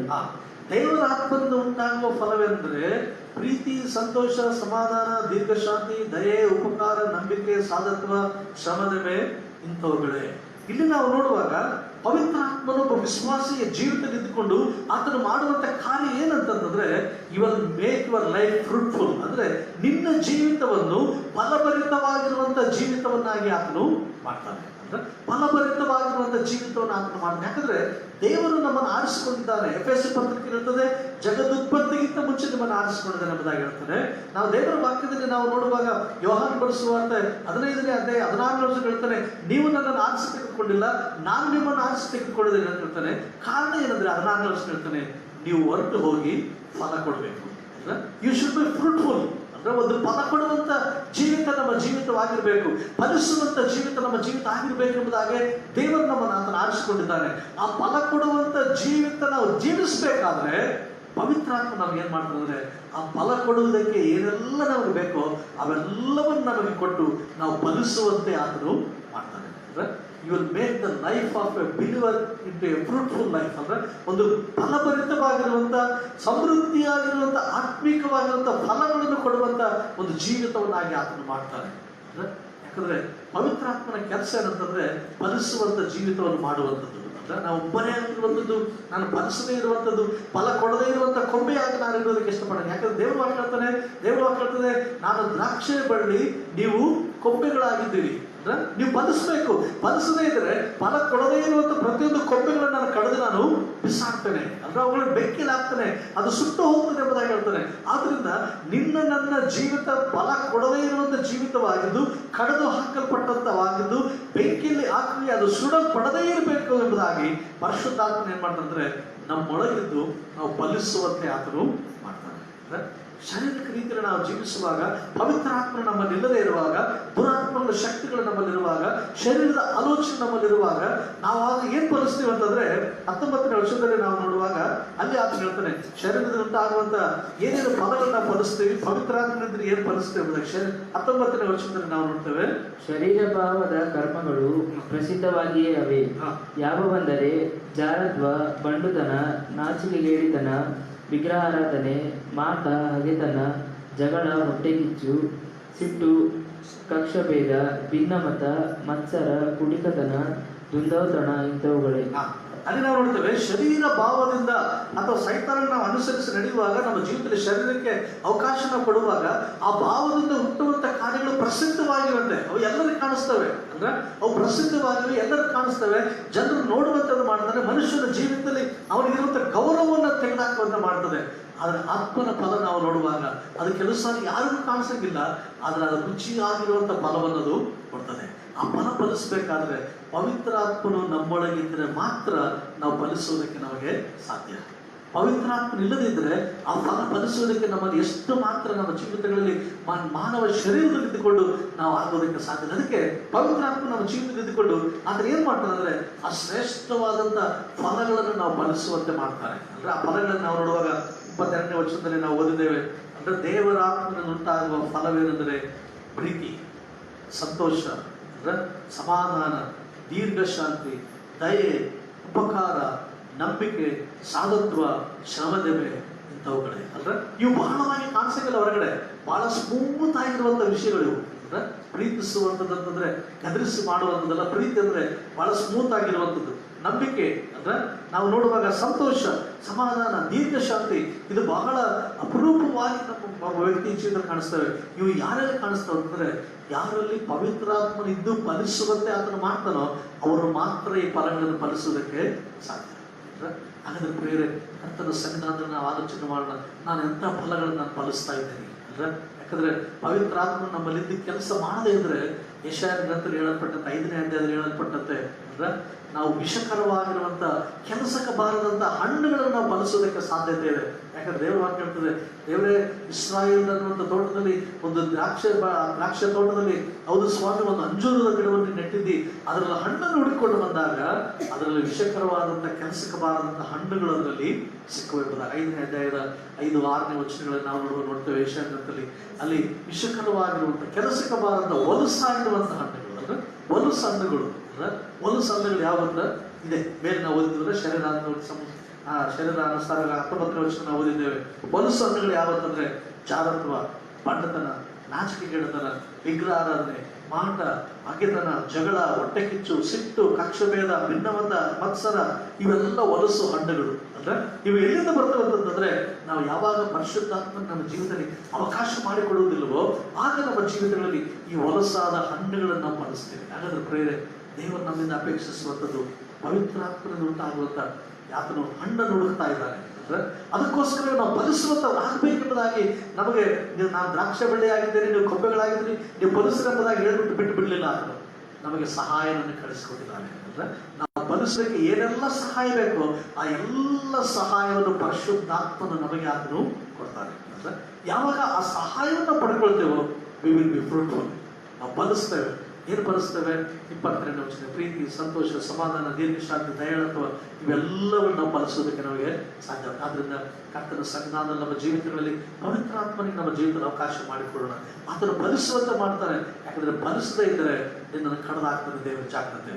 ಫಲಿಸದೇ ಇದ್ದರೆ ಬೆಂಕಿಯಲ್ಲಿ ನೀನು ಹಾಕಲ್ಪಟ್ಟು ಜಾಗ್ರತೆ. ಆದ್ದರಿಂದ ನೀನು ಫಲಿಸದೇ ಇರುವುದಕ್ಕೆ ಆತನಿಗೆ ಇಷ್ಟ ಇಲ್ಲ, ನೀನು ಬೆಂಕಿಯಲ್ಲಿ ಹಾಕುವುದು ಆತನಿಗೆ ಇಷ್ಟ ಇಲ್ಲ. ಆದ್ರಿಂದ ಪವಿತ್ರಾತ್ಮನ ಒಂದು ಸಹಾಯಕ್ಕೆ ನೀನು ಕೊಟ್ಟಿದ್ದಾನೆ. ಆತನು ಫಲಿಸುವಂತೆ ನೀನು ಮಾಡ್ತಾನೆ. ಅದಕ್ಕೋಸ್ಕರ ಆ ಪವಿತ್ರಾತ್ಮ ನಿನ್ನ ಜೀವಿತದಲ್ಲಿ ಯಾವಾಗ ಸ್ಥಾನ ಕೊಡ್ತೀಯೋ ಆಗ ಪ್ರೀತಿ ನಿನ್ನಲ್ಲಿ ಕಾಣಿಸ್ತದೆ. ಯಾಕಂದ್ರೆ ಇಲ್ಲಿರುವಂತ ಪ್ರೀತಿ, ಸಂತೋಷ, ಸಮಾಧಾನ, ದೀರ್ಘಶಾಂತಿ ಇವೆಲ್ಲ ಪವಿತ್ರಾತ್ಮನಲ್ಲಿರುವಂತ ಗುಣಗಳಿವೆ. ಯೇಸು ಕ್ರಿಸ್ತನಲ್ಲಿರುವಂತ ಗುಣಗಳು. ಆ ಆತ್ಮನು ಯಾವಾಗ ನಮ್ಮೊಳಗಿರ್ತಾನೋ ಆಗ ಈ ಫಲವನ್ನು ನಾವು ಫಲಿಸೋದಕ್ಕೆ ಸಾಧ್ಯ. ಆದ್ರಿಂದ ನಮ್ಮ ಜೀವಿತಗಳಲ್ಲಿ ಪವಿತ್ರಾತ್ಮನು ಒಂದು ಬಿಲಿವರ್ ಜೀವಿತ, ಒಂದು ವಿಶ್ವಾಸ ಜೀವಿತ ಏನ್ ಮಾಡ್ತಂದ್ರೆ will make his life fruitful. ಆತನ ಜೀವಿತವನ್ನು ಫಲಿಸುವಂತ ಜೀವಿತವನ್ನಾಗಿ ಆತನು ಮಾಡ್ತಾನೆ. ಮತ್ತೆ ಕೊನೆಯದಾಗಿ ನಾವು ನೋಡುವಾಗ ಇನ್ನೊಂದು ಮಾತುಗಳನ್ನು ಮುಗಿಸ್ತಾನೆ. ಕೊರಿಂಥದವರಿಗೆ ಬರೆದ 2ನೇ ಪತ್ರಿಕೆ 12ನೇ ಅಧ್ಯಾಯ. ಕೊರಿಂಥದವರಿಗೆ ಬರೆದ ಪತ್ರಿಕೆಯಲ್ಲಿ ನಾವು ನೋಡುವಾಗ ಅಲ್ಲಿ ದೇವರ ವಾಕ್ಯದಲ್ಲಿ ನಾವು ನೋಡ್ತೇವೆ. ಕೊರಿಂಥದವರಿಗೆ ಬರೆದ ಮೊದಲನೇ ಪತ್ರಿಕೆ 12ನೇ ಅಧ್ಯಾಯ 1ನೇ ವಚನದಿಂದ ಒಂದು ವೇಳೆ ನಾವು 11 ವಚನಗಳವರೆಗೆ ನಾವು ನೋಡುವಾಗ ಅಲ್ಲಿ ಮನುಷ್ಯನ ಜೀವಿತಗಳಲ್ಲಿ ದೇವರು ಮಾಡುವಂತ ಕಾರ್ಯಗಳನ್ನು ನಾವು ನೋಡ್ತೇವೆ. 3ನೇ ವಚನದಿಂದ ಒಂದು ವೇಳೆ ನಾವು ಓದೋಣ. 3ನೇ ವಚನದಿಂದ ನಾವು ಓದಿಕೊಳ್ಳೋಣ. ಕೊರಿಂಥದವರಿಗೆ ಬರೆದ ಮೊದಲನೇ ಪತ್ರಿಕೆ 12ನೇ ಅಧ್ಯಾಯ 3ನೇ ವಚನದಿಂದ ನಾವು ಓದಿಕೊಳ್ಳೋಣ. ಹೀಗಿರುವುದರಿಂದ ನಾನು ನಿಮಗೆ ತಿಳಿಸುವುದನ್ನು ಕೇಳಿರಿ, ದೇವರಾತ್ಮನ ಪ್ರೇರಣೆಯಿಂದ ಮಾತಾಡುವ ಯಾವ ಮನುಷ್ಯನಾದರೂ ಯೇಸುವನ್ನು ಶಾಪಗ್ರಸ್ತನೆಂದು ಹೇಳುವುದಿಲ್ಲ, ಮತ್ತು ಪವಿತ್ರಾತ್ಮನ ಪ್ರೇರಣೆಯಿಂದಲೇ ಹೊರತು ಯಾವ ಮನುಷ್ಯನಾದರೂ ಯೇಸುವನ್ನು ಕರ್ತನೆಂದು ಹೇಳಲಾರನು. ಅಲ್ಲಿ ನಾವು ನೋಡುವಾಗ ಪವಿತ್ರಾತ್ಮನು ಒಬ್ಬ ಅನ್ಯನ ಜೀವಿತದಲ್ಲಿ ಆತನನ್ನು ರಕ್ಷಣೆ ಕಡೆಗೆ ನಡೆಸ್ತಾನೆ. ಯಾಕಂದ್ರೆ ಪವಿತ್ರಾತ್ಮನಿಂದ ತುಂಬಾ ಪವಿತ್ರಾತ್ಮನ ಪ್ರೇರಣೆ ಇಲ್ಲದಿದ್ದರೆ ಯಾರು ಕೂಡ ಮನುಷ್ಯನಾದ ಯೇಸು ಕ್ರಿಸ್ತನನ್ನು ಅವರು ನಂಬುವುದಿಲ್ಲ ಎಂಬುದಾಗಿ ಹೇಳ್ತಾನೆ. ಅದಾದ್ಮೇಲೆ 4ನೇ ವಚನದಿಂದ 11ನೇ ವಚನದವರೆಗೆ ನಾವು ನೋಡುವಾಗ ಪವಿತ್ರಾತ್ಮನಿಂದ ಬರುವಂತ ವರಗಳನ್ನು ನಾವಲ್ಲಿ ನೋಡ್ತೇವೆ. ಅಂದ್ರೆ ವರಗಳನ್ನು ನಾವು ನೋಡ್ತೇವೆ. ಅಂದ್ರೆ gifts of the holy spirits ಅಂತ ಹೇಳ್ತಾರೆ. ಇಲ್ಲಿ ನಾವು ನೋಡುವಾಗ ನಮ್ಮನ್ನು ಯೇಸು ಕ್ರಿಸ್ತರನ್ನು ಕಂಡುಕೊಳ್ಳುವಂತೆ ಮಾಡುವುದು ಮಾತ್ರವಲ್ಲ, ಫಲಿಸುವಂತೆಯೂ ಮಾಡ್ತಾನೆ. ಮತ್ತು ಆತ ಮಾಡುವಂತ ಈ ಕಾರ್ಯ ಇಲ್ಲಿ ಕೊರಿಂಥ ಪತ್ರಿಕೆಯಲ್ಲಿ ನಾವು ನೋಡುವಾಗ ಒಬ್ಬೊಬ್ಬನಿಗೆ ಬೇಕಾದಂತ ಆತ್ಮಿಕ ವರವನ್ನು ದೇವರ ಆತನಿಗೆ ವಿಶ್ವಾಸಿಗೆ ಆತನ ದಯಪಾಲಿಸ್ತಾರೆ. ಆತ್ಮಿಕ ವರಗಳನ್ನು ನಾವು ನೋಡುವಾಗ ಪವಿತ್ರಾತ್ಮನ ಆತನ ಕೊಡ್ತಾ ನೋಡ್ರಿ. 11ನೇ ವಚನದ ಒಂದು ಭಾಗದಲ್ಲಿ ನಾವು ಓದಿಕೊಳ್ಳೋಣ. ಆ ಒಬ್ಬ ಆತ್ಮನೇ ತನ್ನ ಚಿತ್ತಕ್ಕೆ ಬಂದ ಹಾಗೆ ಒಬ್ಬೊಬ್ಬನಿಗೆ ಹಂಚಿಕೊಟ್ಟು ನಡೆಸುತ್ತಾನೆ. ಪವಿತ್ರಾತ್ಮನು ಇಲ್ಲಿ ನಾವು ನೋಡುವಾಗ ಆತನು ವಿಶ್ವಾಸಿಗಳಿಗೆ ವರವನ್ನು ಆತನು ಕೊಡ್ತಾನಂತೆ. ಏನು ವರಗಳು ನೋಡ್ರಿ ಒಂದ್ಸಾರಿ ನಾವು ಓದೋಣ. ಏನು ವರಗಳನ್ನು ಆತನು ಕೊಡ್ತಾನೆ ಎಂಬುದಾಗಿ ನಾವು ನೋಡೋದಾದ್ರೆ ನಾವು 7ನೇ ವಚನದಿಂದ ನಾವು ಓದಿಕೊಳ್ಳೋಣ. 7ನೇ ವಚನ.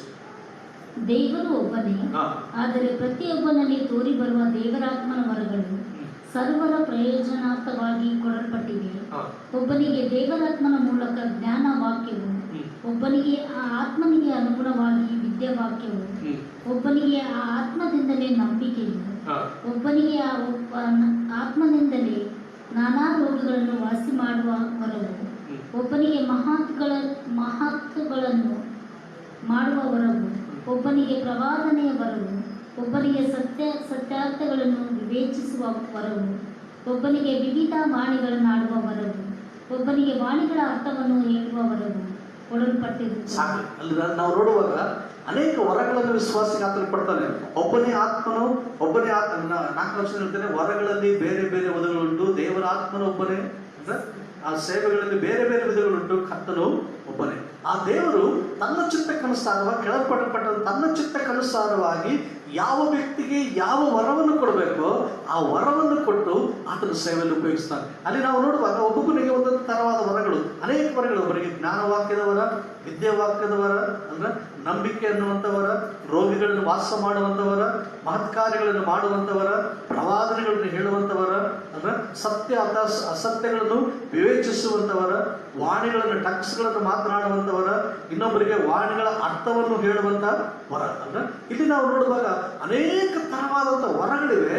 ಈ ವರಗಳನ್ನು ಯಾರು ಕೊಡ್ತಾರೆ ಅಂದ್ರೆ ಪವಿತ್ರಾತ್ಮನು ಕೊಡ್ತಾನೆ, ವಿಶ್ವಾಸಿಗೆ ಕೊಡ್ತಾನೆ, ತನ್ನ ಚಿತ್ತಕ್ಕನುಸಾರವಾಗಿ ಆತನು ಕೊಡ್ತಾನೆ.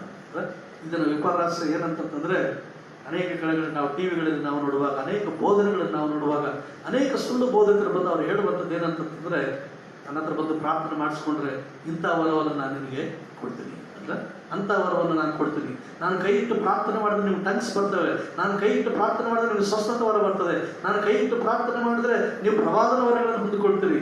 ಆದರೆ ದೇವರ ವಾಕ್ಯ ಹೇಳ್ತದೆ, ಪರಿಶುದ್ಧಾತ್ಮನು ತನ್ನ ಚಿತ್ತಕ್ಕನುಸಾರವಾಗಿ ಒಬ್ಬೊಬ್ಬರಿಗೆ ಯಾರು ಏನು ಕೊಡಬೇಕೋ ಅದನ್ನು ತನ್ನ ಇಷ್ಟಕ್ಕನುಸಾರವಾಗಿ ಆತನು ಕೊಡ್ತಾನೆ. ನಾವು ಕೊಂಡುಕೊಳ್ಳೋಕೆ ಆಗಂಗಿಲ್ಲ, ಅದನ್ನು ನಾವು ಪಡ್ಕೊಳ್ಳೋಕೆ ಆಗಂಗಿಲ್ಲ. ಆದರೆ ಪವಿತ್ರಾತ್ಮನೇ ನಮಗೆ ಅದನ್ನು ಕೊಡಬೇಕು.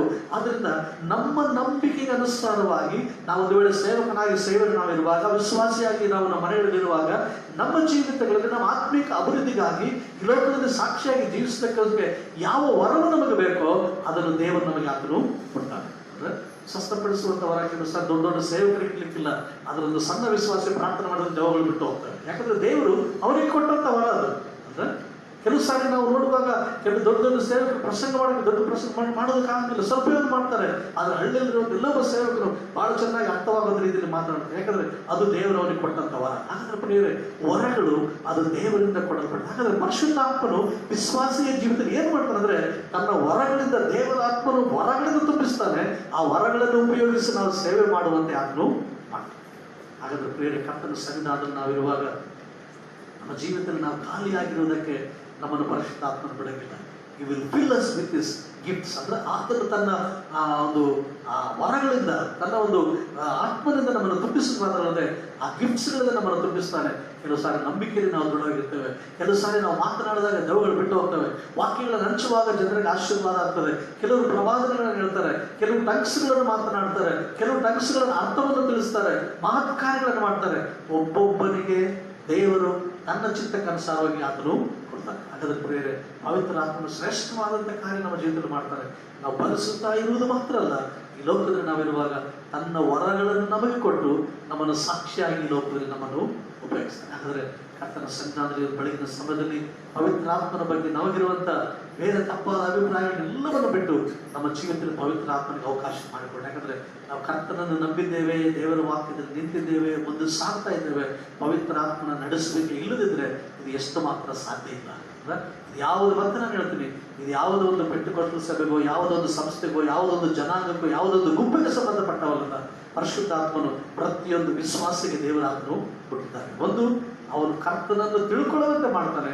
ತಿಳ್ಕೊಂಡ ಮೇಲೆ ನಾವು ನೋಡುವಾಗ ಅಂದ್ರೆ ಅವನನ್ನು ಬಲಪಡಿಸಿ, ನಾವು ಕಳೆದ ವಾರ ನೋಡುವಾಗ ಅವನನ್ನು ಬಲಪಡಿಸಿ ಸಾಕ್ಷಿ ಹೇಳುವಂತೆ ಅವನನ್ನು ಮಾಡ್ತಾನೆ. ಅವರಿಗೋಸ್ಕರ ವಿಜ್ಞಾಪನೆಯನ್ನು ಆತನು ಮಾಡ್ತಾನೆ. ನಾವು ನೋಡಿದ್ದೇವೆ ಆ ವಿಶ್ವಾಸಿಯನ್ನು ಶುದ್ಧೀಕರಣ ಮಾಡ್ತಾನೆ ಪರಲೋಕಕ್ಕೆ ಹೋಗೋದಕ್ಕೋಸ್ಕರ. ನಾವು ನೋಡಿದ್ದೇವೆ ಪರಿಶುದ್ಧ ಆತ್ಮರು ಬಂದು ಏನ್ ಮಾಡ್ತಾನೆ ಅಂದ್ರೆ, ಆತನು ನಮಗೆ ಸತ್ಯದ ಕಡೆಗೆ ನಮ್ಮನ್ನು ನಡೆಸ್ತಾನೆ. ಸತ್ಯದ ಕಡೆಗೆ ನಡೆಸೋದು ಮಾತ್ರವಲ್ಲ, ಮುಂದಾಗುವಂಥ ಸಂಗತಿಗಳನ್ನು ವಿಶ್ವಾಸಗಳಿಗೆ ಆತನು ತಿಳಿಸ್ತಾನೆ. ಪರಿಶುದ್ಧಾತ್ಮನು ಬಂದಂಥವನಾಗಿ ಆತ ಏನ್ ಮಾಡ್ತಾನೆ ಅಂದ್ರೆ, ಆತ್ಮನ ಫಲವನ್ನು ನಾವು ಬಲಿಸುವಂತ ದೇವನ ಆ ಪರಿಶುದ್ಧಾತ್ಮನು ಸಹಾಯ ಮಾಡ್ತಾನೆ. ಮತ್ತು ವಿಶ್ವಾಸ ಜೀವಿತ ಆತ್ಮ ಮಾಡುವಂಥ ಸಹಾಯ ಇರುತ್ತಂದ್ರೆ, ಪರಿಶುದ್ಧಾತ್ಮನು ಬಂದು ತನ್ನ ವರಗಳನ್ನು ನಮ್ಮನ್ನು ತುಂಬಿಸಿ ತನ್ನ ಸೇವೆಯಲ್ಲಿ ನಮ್ಮನ್ನು ಆತನು ಉಪಯೋಗಿಸ್ತಾನೆ. ಹಾಗಾದ್ರೆ ಕರ್ತನ ಸನ್ನಿಧಾನ ನಮ್ಮ ಜೀವಿತಕ್ಕೆ ನಾವು ಅವಕಾಶ ಕೊಡೋಣ. ಪವಿತ್ರ ಆತ್ಮ ನಮ್ಮನ್ನು ಜೀವಿತದಲ್ಲಿ ಅವಕಾಶ ಮಾಡಿಕೊಂಡು, ದೇವರೇ ನನ್ನ ಬಾ ಸ್ವಾಮಿ, ನನ್ನೊಳಗೆ ವಾಸ ಮಾಡು, ನನ್ನೊಳಗೆ ವಾಸ ಮಾಡಿ ನನ್ನ ಹೃದಯವನ್ನು ಗರ್ಭಗುಡಿಯಾಗಿ ಮಾಡಿಕೊಂಡು ನನ್ನೊಟ್ಟಿಗಿರು ಸ್ವಾಮಿ ಎಂದು ಪ್ರಾರ್ಥನೆ ಮಾಡೋದಾದ್ರೆ ವಿಶ್ವಾಸಿಯ ಜೀವಿತ ಒಂದು ಅದ್ಭುತವಾದಂಥ ಜೀವಿತವಾಗ್ತದೆ. ವಿಶ್ವಾಸಿಯ ಜೀವಿತ ಒಂದು ಶ್ರೇಷ್ಠವಾದಂಥ ಆಶೀರ್ವಾದಕರವಾದಂಥ ಜೀವಿತವಾಗ್ತದೆ. ಅದರಿಂದ ಕರ್ತನ ಸನ್ನಿಧಾನ ನಮ್ಮನ್ನು ನಾವು ಸಮರ್ಪಿಸಿಕೊಂಡವರಾಗಿ ಆ ಪವಿತ್ರ ಆತ್ಮನ ತುಂಬಲ್ಪಟ್ಟವರಾಗಿ ಜೀವಿಸುವಂತೆ ಪರಿಶುದ್ಧಾತ್ಮ ದೇವರು ನಮ್ಮೆಲ್ಲರಿಗೆ ಸಹಾಯ ಮಾಡಿ ಪ್ರಾರ್ಥನೆ ಮಾಡಿಕೊಳ್ಳೋಣ. ಕರ್ತನ ಸನ್ನಿಧಾನದಲ್ಲಿ ಈ ಸಮಯದಲ್ಲಿ ನಾವಿರುವಾಗ ದೇವರ ಸನ್ನಿಧಾನ ನಾವು ಪ್ರಾರ್ಥನೆ ಮಾಡಿಕೊಳ್ಳೋಣ. ಈ ಸಮಯದಲ್ಲಿ ಕರ್ತನ ನಾವು ಕೇಳ್ಕೊಂಡು, ಪರಿಶುದ್ಧಾತ್ಮನೆ ನಮ್ಮೊಳಗಿಳಿದು ಬಾ ಸ್ವಾಮಿ, ನಮ್ಮೊಳಗಿಳಿದು ಬಂದು ನಮ್ಮನ್ನು ಆಶೀರ್ವಾದ ಮಾಡಕರ್ತನೆ. ಒಂದು ಸ್ವಾಮಿ ನಮ್ಮೊಳಗಿಳಿದು ಬಂದು ನಮ್ಮನ್ನು ಪಾಲ್ಗೊಳಿಸು. ನೀನಿಲ್ಲದಿದ್ರೆ ನಾನು ಫಲಿಸೋದಕ್ಕಾಗುತ್ತಿಲ್ಲ ಸ್ವಾಮಿ. ನೀನಿಲ್ಲದಿದ್ರೆ ಆತ್ಮನ ಹೊರ ನನ್ನ ಸಿಗಂಗಿಲ್ಲ. ನೀನಿಲ್ಲದಿದ್ರೆ ಮುಂದಾಗುವಂಥ ಸಂಗತಿಗಳನ್ನು ತಿಳಿಯಂಗಿಲ್ಲ. ನೀನಿಲ್ಲದಿದ್ರೆ ಕರ್ತನ ಸತ್ಯದ ಕಡೆಗೆ ನಾನು ನಡೆಯೋದಕ್ಕಾಗಿಲ್ಲ. ಪರಿಶುದ್ಧಾತ್ಮ ದೇವ ನನ್ನೊಳಗೆ ಬಾ ಸ್ವಾಮಿ ಎಂಬುದಾಗಿ ಕರ್ತನ ಸನ್ನಿಧಾನದಲ್ಲಿ ನಾವು ಪ್ರಾರ್ಥನೆ ಮಾಡೋಣ. ಇವರೇ ನಮ್ಮನ್ನು ಬಲಗೊಳಿಸು, ನಮ್ಮನ್ನು ಸ್ಥಿರಪಡಿಸು, ನಿನ್ನ ಆತ್ಮದಿಂದ ನಮ್ಮನ್ನು ತುಂಬಿಸಿ ಕರ್ತನೆ ಎಂಬುದಾಗಿ ಕರ್ತನ ಸನ್ನಿಧಾನದಲ್ಲಿ ನಾವು ಪ್ರಾರ್ಥನೆ ಮಾಡೋಣ.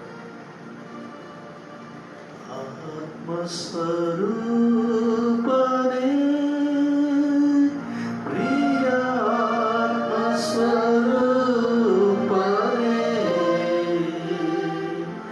ಈಗ ಬಾ ದೇವ, ಇಳಿದು ಬಾ ದೇವ ನಮ್ಮ ಮಧ್ಯದಳು. ಈಗ ಬಾ ದೇವ, ಇಳಿದು ಬಾ ದೇವ ನಮ್ಮ ಮಧ್ಯದಳು. ಹೌದು ಸ್ವಾಮಿ, ನಾವು ಪ್ರಾರ್ಥನೆ ಮಾಡ್ತಿದ್ದೇವೆ. ನಮ್ಮ ಮಧ್ಯದಲ್ಲಿ ಬಾ ಸ್ವಾಮಿ, ನಮ್ಮೊಟ್ಟಿಗೆ ವಾಸ ಮಾಡ್ಕೊಂಡು ನಮ್ಮ ಹೃದಯದಲ್ಲಿ ವಾಸ ಮಾಡುವ ದೇವ. ಪರಿಶುದ್ಧಾತ್ಮನ ಅಭಿಷೇಕ ಹೊಂದಿದಂಥವರಾಗಿ ಕರ್ತನೆ ಚಲಿಸುವಂಥ ಆಲಯಗಳು ಈ ಲೋಕದಲ್ಲಿ ನಿನಗಾಗಿ, ನಿನ್ನ ಮಹಿಮೆಗಾಗಿ ನಾವೆಲ್ಲರೂ ನಡೆಯುವಂತೆ ಆತ್ಮನ ಸಹಾಯ ನನಗೆ ನಮಗೆ ದಯಪಾಲಿಸಿಕೊಟ್ಟು ನಿನ್ನ ಕೃಪೆಯಲ್ಲಿ ನಮ್ಮನ್ನು ಬಲಪಡಿಸಬೇಕೆಂಬುದಾಗಿ, ನಿನ್ನ ಕೃಪೆಯಲ್ಲಿ ನಮ್ಮನ್ನು ಆಶೀರ್ವಾದ ಮಾಡಿ, ನಿನ್ನ ಚಿತ್ತಕ್ಕನುಸಾರವಾಗಿ ನಮ್ಮನ್ನು ಬಲಗೊಳಿಸಿ, ನಿನ್ನ ಮಹಿಮೆಗಾಗಿ ನಮ್ಮನ್ನು ಸಂತೃಪ್ತಿಗೊಳಿಸಿ ನಡೆಸಬೇಕು. ಯೇಸುವಿನ ನಾಮದಲ್ಲಿ ಪ್ರಾರ್ಥನೆ ಮಾಡ್ತೇನೆ. ಆಮೆನ್.